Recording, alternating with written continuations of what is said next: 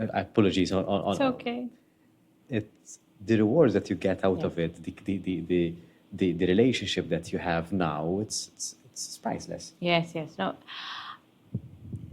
even my perspective on relationships, on life, on everything that we don't normally, that maybe we normally take for granted. For me, no, I don't. I mean, and I know before all of this, I was a very different person. You know, everything was, you know, I'd complain about the stupidest thing, but, and it's okay. I'm not discrediting anyone complaining because I always say, your worst is not my worst. My worst is mine, and that's my, you know, I will not say, you know, oh, don't, I'm not one of those, oh, don't complain because it could be, you know, your worst, and that's bad for you. My worst is very different from yours. It doesn't, one is not, doesn't exceed or is better or worse than the other. But me, as Lorinda, I am grateful for all of it in a sense because it showed me such a different perspective to life. And I think had I not gone through all of that, I would never have this. It's funny, it's very strange, but there's like such a overwhelming peace that I would have never had. It's like this internal kind of comfort that knowing this depth of life, if you can kind of understand, you know? Ca ca At least from what I'm feeling, is it the feeling that everything will be fine in some way, shape, or form? Is it No, that kind? No, no, it will work out. No. no. I mean, I was never sort of a logical or realistic person. My husband was always that, but I've learned a lot from him not to be think that Okay. that everything will be fine. In fact, I've gone the other way and said Okay. everything will not be fine, and not be fine. I've made peace with all the things that will happen. Your background's in science, so you have Yes. it's Murphy's law. Yes, because no, but for example, I know he's going to need another kidney because a kidney is not for life. I know that he's going to get unwell again because this is the nature of science. You get sick. What happens when you get sick? The bloods go there. You have to go in the hospital again. So I have to make peace. It's useless fighting it because it's just going to be harder to cope with. So making peace, in a sense, gives me the strength to cope with it.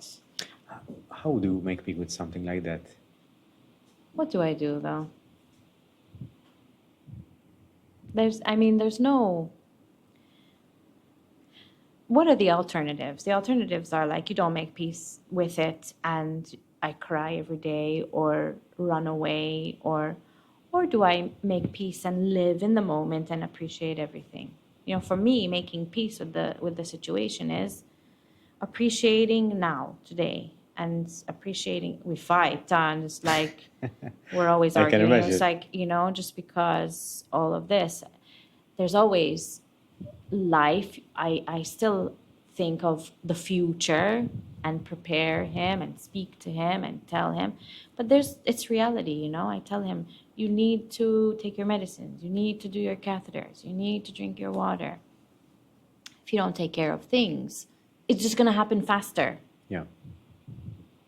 you know? So I tell him because obviously he's growing up. What if something happens to me? I also need to have peace of mind that he knows what to do. And it's very hard because I say he's only 11. Yeah. He's had to contend with a lot since he was born.